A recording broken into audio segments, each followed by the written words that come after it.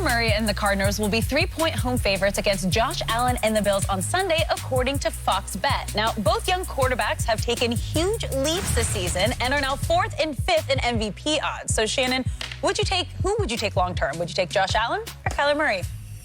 Wow, this is a tough one, Skip. But after watching the progression of Josh Allen, Skip, I think I'm going to take him. I've seen him go from 53% completion to 59% completion to 69 completion percent this year. He's 6th in QBR. Skip, he has a big-time arm, and they've done a great job of giving him weapons now. They made the trade for Stephon Diggs, so they gave him a weapon. I like Singletary running the football, Skip. I like him. And look, this is not a knock on Kyler, and I think Kyler's going to be really good. But, Skip, when you're running quarterback like he does, eventually they catch up with you. Eventually they will.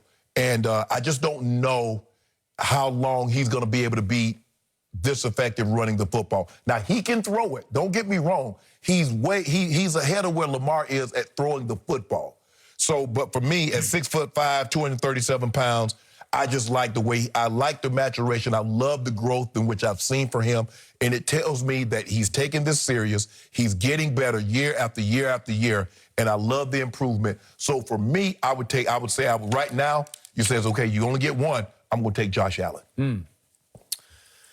Josh Allen has grown on me since the first time I watched him play at Wyoming, and I did not love him before that draft. Right. He's been better than I thought. Yes.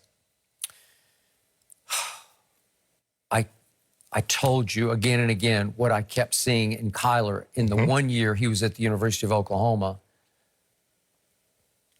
I saw a powerful little man with a big arm and a stout body who's going to win championships in the National Football League, just the way he won 3 straight high school championships in the state of Texas, and just the way he carried an Oklahoma team with a horrible defense all the way to the playoffs. Right. Ran into Coach Saban's team and put the fear of Bear Bryant in Coach Saban. Because, yeah, he did. He had combined 410 yards. Yeah, we got 28-0 before the last guy got off the bus from Oklahoma. That would have go 28-0 before the last guy got off the bus. And he still scared you in the second half. He almost got you back in the game. And that was without his best receiver, Hollywood Brown, who tried to play and was just limping around on the Liz Frank. Wasn't CeeDee Lamb still there? Yeah. What old Rambo? Didn't y'all have a guy named Rambo? He threw a touchdown pass to Rambo in the back of the end zone. So you had weapons, okay. That people put on tape that coaches all around the country were saying, that's a throw. That's how you throw. It was a big-time throw, Skip. Yeah, it was big-time throw. You didn't make enough of those, though. Okay, what do I not like about Josh Allen in the longest term? It's what our man Terry Bradshaw said here on Fox the other night. He's just not accurate enough, not consistently accurate enough. And once you're that, as Troy Aikman always says here on Fox, that's the #1 defining trait in a quarterback. Absolutely. You're either accurate or you're not. It's hard to learn it. You can't teach it. You're pretty much born with the ability to throw consistently accurate passes, or you're not. But most times, Skip, guys with big-time arms. Yeah, well, he's got the biggest arm in pro football because I think it's a little bigger than Mahomes. I do. But normally, Skip, guys with big-time arms, they're going to struggle with accuracy because sometimes they're going to overthrow the ball. If you look at the guys that have the high completion percentage, none of them have the strongest of arms. You look at Montana, you look at Drew Brees, Kenny Anderson, Tom Brady. Yeah, so you're going to have to accept that. Okay. And especially he's outside in the elements. He is. Now back to Kyler Murray. There's something about this young man. When I watch him play, he plays with supreme confidence. It's not swagger. It's just athletic arrogance that he has. He has this dignity about him. If you just watch him walk on the field for warm-ups, you just know that he believes he's going to win this game. You walk out there like he's 6'8". That is correct. Well said. Bingo. Josh Allen never gives me that kind of body language. I think they've put him in great positions to win games, and he's won a bunch of games because he is athletic. He can run with it. He's got a big heart. But I don't know if in the very end, do I trust him to win championships? Could he get you to? Yeah, he could get you to a Super Bowl. Well, but the thing is, the problem is that he got another guy that's not much older than he is in the AFC. Brady kept a lot of guys from winning championships probably could have. Yep. My homeboy is going to keep a lot of guys from winning championships or possibly getting to a Super Bowl that probably should have, like LeBron in the East. Okay. He kept a lot of people from getting to championships. I believe that Kyler can win a couple of Super Bowls for the Arizona Cardinals. Wow. Can he last as long as Josh is going to last in this league? No, he cannot, because running is certainly part of what he does. Yes. Escaping is part of what he does. But I told you from the start, he is so gifted at sliding because he was a high pick in baseball. Right.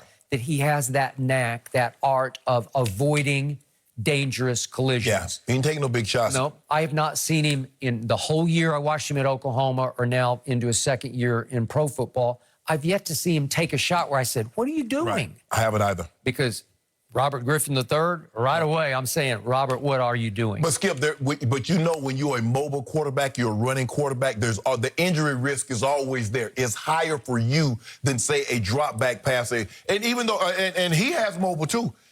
He runs. Very. I think they're like 1 and 2 in rush yards, right? Mm-hmm. So it's not like he's you think somebody that tall, Skip. Normally we see guys 6'5". They're not running like he can run. Okay, I got it. But Kyler does not run to run. No. He runs to throw. The turnover that ended up losing the game to Tua and company came early in that game at Arizona last Sunday. And what was he doing? He had escaped. Right. And he could have just tucked and run, right? And I bet he would have gotten 10 or 15 yards. Instead, he slowed up a little bit. He's carrying a loaf of bread over here because he's looking to wing it. Right. Because he might see a 40-yard completion to somebody who got loose on the backside. Yeah, he got some little strong hands because, Skip, if you watch him, he'll have the ball in his left hand, he'll be running, then he'll switch it to his right, and then he'll just pull up and throw it. Yep. His father was a very good starting quarterback at Texas A&M, and he raised his son the right way, so did Mama. And he has high intangibles. And I trust him, I believe in him. I think he can lead your franchise. I think he'll be a credible and trustable face of the franchise. Yeah. So I just like the package. I like everything that he is, except he's not 6'5", what is he, 240? Yeah. Yeah. And Kyler's what, 5'9", 205, 210, yep. 210 maybe. Put together. Yeah. Oh, yeah. Can take the licks. Yeah. But again, I'm going to knock on wood for him. I still say Kyler can stay healthy long enough to win a couple Super Bowls. Do I see him playing 20 years? This kid, the number 17 there, he might last 20 years in this league. I don't know. Well, Tom Brady lasted 20 years in that cold up in there. So, Foxborough the cold. But Skip, now guys are better. They come in more prepared. They start going to these 7-on-7, these passing camps, Skip, when they're 10, 11 years old. So they're further ahead now at throwing the football than guys were, even the great guys were that came into the league 20, 30 years ago. And because guys, they got full-time nutritionists, they got 24-hour care. Yep. So they talk in boxing, he's pound for pound or UFC. Right. Pound for pound, you're the best. So you can take a little man and say, he's pound for pound, the best in the business. Right. Well, inch for inch, he's you know what? Inch for inch, he's got the biggest arm in the league for his size. Yes. Because it is a cannon. Yeah. I did not. If somebody would have told me 20 years ago, there's going to be a guy in the league, I was like, we're never going to see another Doug Flutie again. No, he was something. Yeah, he was. And just imagine, this guy got a bigger arm and got better legs than Doug Flutie. He does. And we know how hard it was to get Doug Flutie on the ground. Yep. Speaking of Buffalo. Yes. He took him to the playoffs. Yep. Well, it's fun to see so many young, thriving quarterbacks. And we're actually going to move on to another young quarterback. Is Lamar Jackson making excuses for his down year after winning MVP? Michael Vick is going to join us to discuss Lamar.